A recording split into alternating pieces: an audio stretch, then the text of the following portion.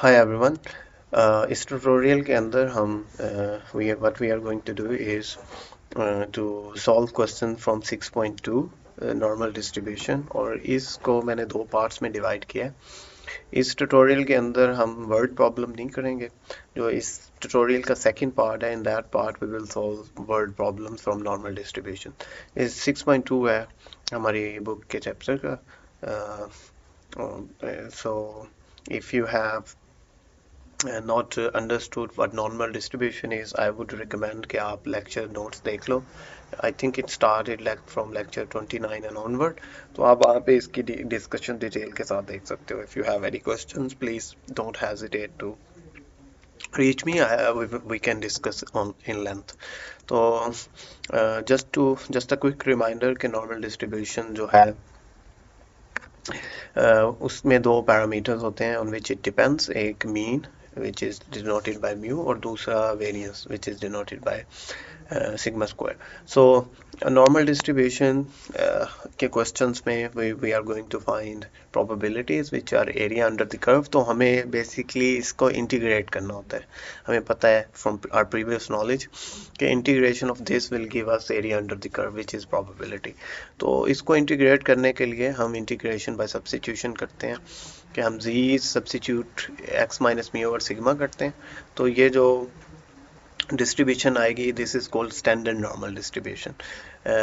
इन दोनों में डिफरेंस ये है, अगर आप देखो नॉर्मल डिस्ट्रीब्यूशन के अंदर मीन भी प्रेजेंट है और वेरिएंस भी, but in standard normal distribution mean की वैल्यू 0 है और वेरिएंस 1 है।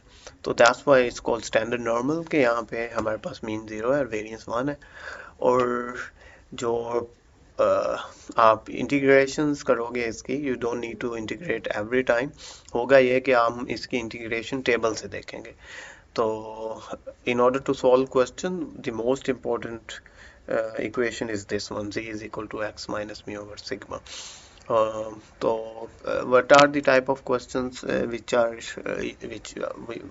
we will see in the book is basically divided into three types. पहली टाइप में क्वेश्चन में होगा कि ये है कि आपको z की फॉर्म में रैंडम वेरिएबल गिवन है and you need to find probabilities for some values of z, and we will see इसकी सब टाइप्स क्या बनती हैं। और सेकंड टाइप में ये होगा कि उलट होगा, रिवर्स ऑफ इट, कि प्रोबेबिलिटी गिवन होगी हमें और हमें z की कोई अननोन वैल्यू फाइंड करनी है। And third type of the question is कि x गिवन है। अब the problem in third type of question is हमारा टेबल z की फॉर्म में है। तो first we will transform this x random variable into z, जो पीछे हमने ट्रांसफॉर्म पिछली स्लाइड में देखी है, और फिर हम प्रोबेबिलिटी फाइंड करेंगे। तो x गिवन होगा, z में जाएंगे और प्रोबेबिलिटी फाइंड कर लेंगे। तो ये जो थर्ड टाइप है ना क्वेश्चंस की, मैं अभी इस इन दिस ट्यूटोरियल आपको मैं वर्ड प्रॉब्लम नहीं करवा रहा। जो वर्ड प्रॉब्लम्स हैं, they are almost all of them in our book is related to type 3 questions. तो इसको मैं डिटेल के साथ दूसरे ट्यूटोरियल में कवर कर रहा हूँ, तो you can see that one. Okay, so let's start with first type of questions. तो इसमें होगा ये कि इफ z गिवन है, हमने प्रोबेबिलिटी फाइंड करनी है। तो कुछ क्वेश्चंस ऐसे हो सकते हैं, find the probability for z less than some constant, जैसे प्रोबेबिलिटी फाइंड करें z लेस देन 2, तो a 2 है। इसमें हम डायरेक्टली टेबल से सॉल्व करेंगे इसको, and I will tell you how to see the table in a moment. दूसरा ये हो सकता है कि probability z greater than a। अब इसमें हम डायरेक्ट टेबल नहीं देख सकते, because please do remember this is very important, कि जो टेबल है वो CDF देता है हमें। इन अदर वर्ड्स, टेबल में जो प्रोबेबिलिटी है वो हमेशा लेस देन की फॉर्म में होगी, ये 1 की। तो फिर हम ग्रेटर देन का क्या करें, इसको ना लेस देन में कन्वर्ट कर लो। if the question is find the probability of z greater than a, तो 1 माइनस के साथ इसको लेस देन भी ले दो। Now you can use the table. Okay, तो थर्ड टाइप होगी क्वेश्चंस की, वो डबल रेंज है।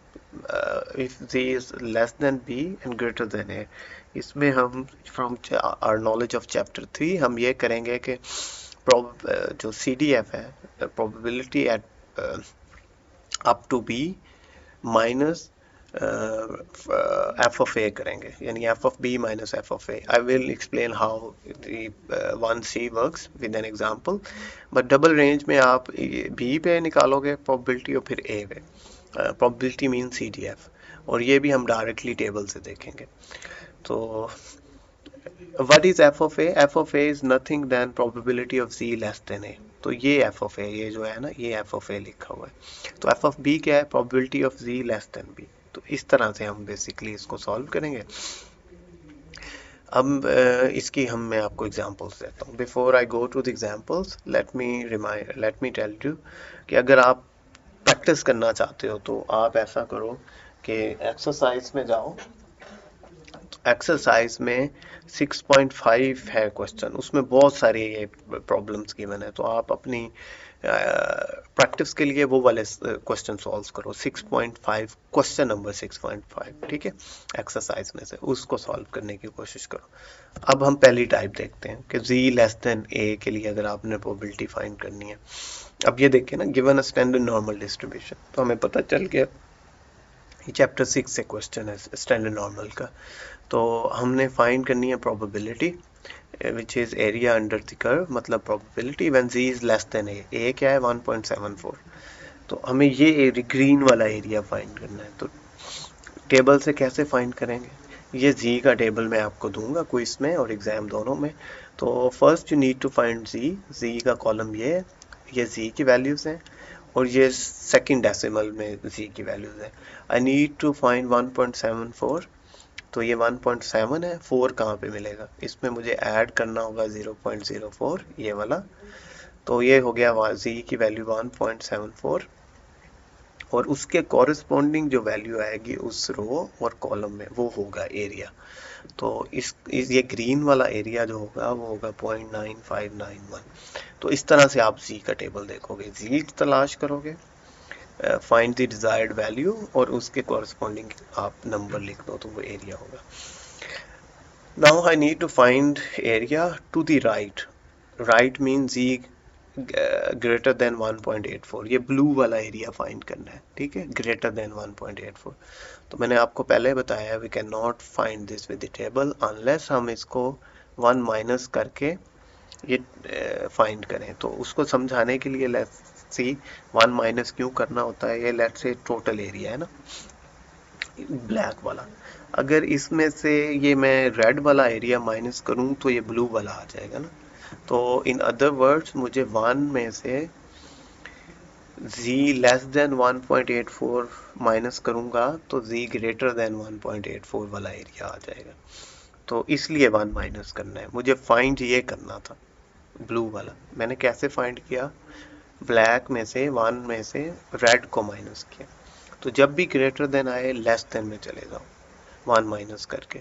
अब मैं टेबल देख सकता हूँ. तो अब हमने करना ये है, in order to solve this equation, ये जो रेड है ना लेस देन 1.84, ये सॉल्व करना है, यानी 1.84 ढूंढना है.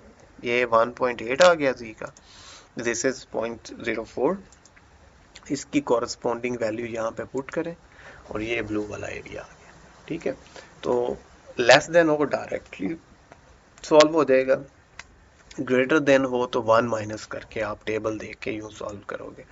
लास्टली अगर आपके पास डबल बाउंड है कि z बिटवीन 1.97 और z 0.84 पे है, तो इसमें हमने आई हैव टोल्ड यू कि इसमें करेंगे ये कि जो हायर पॉइंट है उस पॉइंट पे टेबल देखेंगे और माइनस कर देंगे लोअर पॉइंट से. क्यों करेंगे ऐसा? हमें ये फाइंड करना है बिटवीन दीज पॉइंट, ठीक है. मैं ये कह रहा हूँ कि आप टेबल में हायर पॉइंट की वैल्यू में से लोअर पॉइंट की वैल्यू माइनस कर दोगे. ऐसा क्यों करेंगे? मुझे ना ये ब्लू एरिया चाहिए. Question ask to find this blue area, but what we are doing is, हम ये कह रहे हैं कि जो हायर पॉइंट है विच इज 0.86, ये जो ब्लैक वाला पॉइंट है ये वाला एरिया, और इसमें से जो लोअर पॉइंट वाला एरिया है रेड वाला, दोनों माइनस करो, ब्लैक में से रेड वाला एरिया निकालो तो यू कैन सी कि ब्लू वाला एरिया आ जाएगा. तो इन सिंपल वर्ड्स इसलिए हम सब्ट्रैक्ट कर रहे हैं। हायर करना ये है, जब डबल लिमिट गिवन हो तो z का टेबल खोलें, हायर पॉइंट वाली वैल्यू देखें, उसमें से लोअर पॉइंट वाली वैल्यू सब्ट्रैक्ट कर दें। तो इस केस में ब्लैक वाली वैल्यू से रेड वाली वैल्यू सब्ट्रैक्ट करोगे तो ब्लू वाली वैल्यू आ जाएगी। ये करेंगे हम। तो सबसे पहले ये करते हैं कि हायर पॉइंट पे विच इज़ 0.86 वो वाली वैल्यू ढूंढते हैं। तो 0.8 ये 0.06 ये है, तो z की वैल्यू होगी 0.86 और उस पे ये 0.8051 आ गया, ये हायर वैल्यू पे। अब ये रेड वाली वैल्यू निकालनी है, -1.97। तो -1.9 पे जाओ, 0.07 ऐड करो और ये रेड वाली वैल्यू लिख दो 0.0244। तो हमारे पास डिजायर्ड डबल रेंज आ जाएगी। इन समरी अगेन, अपर वैल्यू में से टेबल पे जाओ, अपर वैल्यू पे एरिया देखो, फिर लोअर वैल्यू पे एरिया देखो और सब्ट्रैक्ट कर दो। तो ये डबल बाउंड में करना है। तो ये इसकी प्रैक्टिस के लिए once again go to your book. The question number is 6.5. There are plenty of examples in it. आप उसको प्रैक्टिस करो, कोई प्रॉब्लम हो तो मेरे पास आओ, हम इसको डिस्कस करेंगे। अब मैं आपको बताऊंगा कि एरिया गिवन होगा, प्रोबेबिलिटी गिवन होगी जैसे इस एग्जांपल में है, और आपने z फाइंड करना होगा। z की सारी वैल्यूज नहीं, एक वैल्यू। तो इसमें कैसे फाइंड करेंगे z? देखो ये गिवन है, probability of z greater then k 0.3015। अब इसको हमने सॉल्व करना है। तो इसका बहुत सी सिंपल सा मेथड है। आपने करना ये है कि जिस भी पॉइंट पे k फाइंड करना है ना, उससे पीछे वाला एरिया पहले फाइंड कर लो तो k फाइंड हो जाएगा। अभी मैं इसको एक्सप्लेन करता हूँ। So the point I am making here is we want to find this k। आपने करना ये है कि ये जो वाइट वाला एरिया है ना, ये फाइंड करना है, तो k आप खुद ही फाइंड कर सकते हो। देखो कैसे, now I am going to explain it. अब मुझे ये वाला k के नीचे वाला एरिया चाहिए। How I can find this? आप ऐसे फाइंड कर सकते हो। ये टोटल एरिया है 1, मुझे ये रेड वाला एरिया चाहिए, k से पीछे वाला। तो मैं अगर इस रेड वाले एरिया में से इस ब्लू वाले एरिया को माइनस करूं तो ये रेड आ जाएगा, यानी इस ब्लैक में से ये वाला माइनस करूं तो ये रेड आ जाएगा। ये देखो, ये यानी ये जो रेड वाला एरिया कब आएगा मेरे पास, अगर मैं ब्लैक में से इसको माइनस कर दूं। तो रेड वाला एरिया अगर मैं 1 में से 0.3015 माइनस करूं तो 0.6985 आता है। ठीक है, इस तरह से ये मैंने एरिया निकाला है। अब अगर ये एरिया आ गया, हमने तो फाइंड करना था k, बट हमने क्या किया, we have found the area. अब एरिया से k कैसे फाइंड करेंगे? Remember k is a single value of z। तो आपने करना ये है, तो टेबल ओपन करना है और जो आपने अभी ये k से नीचे वाला एरिया फाइंड किया, उसके कॉरेस्पॉन्डिंग देखो वैल्यू क्या आ रही है z की। तो z की वैल्यू आ रही है 0.5 प्लस 0.02 0.52, तो ये k की वैल्यू होगी। In a summary, if you want to find the value of k, what you need to do is find the area below k, और उसके बाद आपको k की वैल्यू मिल जाएगी। In order to practice these sort of questions, आपने करना ये है, you will go, the question numbers are 5.6 and 7, I think, in your 6.6 and 7 in your book open करें 6.6 और क्वेश्चन नंबर 6.7 देखें, उसमें बहुत सारी एग्जांपल्स हैं। Try to solve these examples by, बहुत सारी क्वेश्चंस हैं, try to solve those questions by yourself. नहीं हो तो फिर आप मुझे बताना।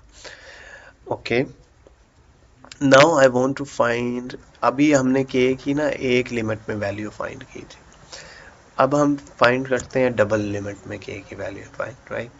अब k की वैल्यू कैसे फाइंड करेंगे? वंस अगेन करो ये कि मुझे यहाँ पे k फाइंड करना है ना, इससे लोअर एरिया किसी तरह अगर मैं फाइंड कर लूँ तो मैं k फाइंड कर सकता हूँ। So the step 1 is find this area. आप किस तरह से फाइंड करें? ये जो एरिया गिवन है ना क्वेश्चन में, this is between k and -0.18, यानी ब्लू वाला गिवन है, बट मुझे किसी तरह से ये वाइट वाला एरिया मिल जाए ना, देन आई कैन फाइंड के। How can I find this? तो ऐसा हम करेंगे कि अगर मैं सारा एरिया बिलो 0.18 फाइंड कर लूँ, -0.18, तो फिर मैं ये वाइट वाला फाइंड कर सकता हूँ। किस तरह से? ऐसे देखो, अगर ये सारा ब्लैक वाला एरिया किसी तरह से मुझे मिल जाए, तो उसमें से मैं ये करूँगा, उसमें उसके बाद मुझे के नीचे वाला एरिया कैसे मिल सकता है? ऐसे, अगर इस सारे ब्लैक वाले एरिया में से ब्लू वाला एरिया सब्ट्रैक्ट करूँगा तो ये रेड वाला मिल जाएगा। ये ब्लैक वाला एरिया -0.18 से सारा नीचे है, ठीक है। और ये मैंने कैसे फाइंड किया है? मैं टेबल पे गया हूँ और देखा है -0.18 के नीचे एरिया क्या है, तो वो ये था। तो टेबल खोलो, -0.18 जी की वैल्यू के लिए एरिया देखो, ये है total area, but I needed area below के, इस के से नीचे चाहिए ना, ये वाला रेड वाला। तो ब्लैक वाले में से अगर मैं ब्लू वाला एरिया निकालूं तो रेड वाला एरिया आ जाएगा। तो ब्लैक में से अगर मैं ये ब्लू वाला एरिया सब्ट्रैक्ट करूं तो ये रेड एरिया आ गया। तो ये हमारा स्टेप 1 था तक कि फाइंड द एरिया बिलो के का एरिया हमने अब फाइंड कर लिया 0.00089। अब बस सादा सी बात है, अब के नीचे एरिया आ गया। Now what you will do, open the table and see कि ये जो एरिया रेड वाला एरिया है वो कहाँ पे है। तो रेड वाला एरिया यहाँ पे है और इसके कॉरस्पॉन्डिंग ये वैल्यूज है। तो इन दो वैल्यूज को ऐड करो, -2.3 -0.07, तो ये हो जाएगा -2.37। तो this is the value of के। समरी ये है, वंस अगेन, जब आपको अननोन फाइंड करना हो, single value of C sorry, what will you do, जहां पे आपको के फाइंड करना है उससे नीचे वाला एरिया फाइंड कर लो। तो इस केस में हमें थोड़ी सी डिफिकल्टी चैलेंज ये था कि सिंपली हम नहीं फाइंड कर पा रहे थे बिकॉज डबल रेंज थी। तो हमने ये किया कि इसको ऊपर पूरे माइनस, यानी पहले पूरा एरिया फाइंड किया -0.18 से लेके नीचे तक, और उसमें से फिर मैंने ब्लू वाला एरिया फाइंड किया तो रेड आ गया। I know it is bit confusing, it can be bit confusing, तो आप वीडियो पॉज करके रिवाइज करके उसको देख सकते हो। If you still confused, don't hesitate to approach me and ask questions. अब ये लास्ट टाइप है क्वेश्चंस की, जिसमें x गिवन होगा and you need to find the area. Third type of questions, x given है और प्रोबेबिलिटी फाइंड करनी है। और इसकी डिटेल्स जो हैं, वर्ड प्रॉब्लम, सारे इसी टाइप के क्वेश्चन हैं। वो मैं ट्यूटोरियल, इस पार्ट का मैं एक और ट्यूटोरियल बना रहा हूँ। In that tutorial I will cover the word problems of normal distribution, right. तो इसमें देखो, if you read the question,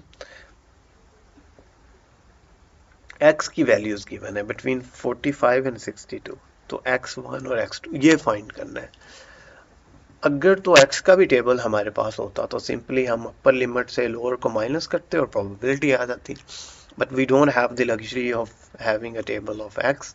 हमारे पास z का टेबल है, तो what we will do is हम ट्रांसफॉर्म करेंगे x को z से। तो x1 को z1 में ले जाएंगे और x2 को z2 में ले जाएंगे।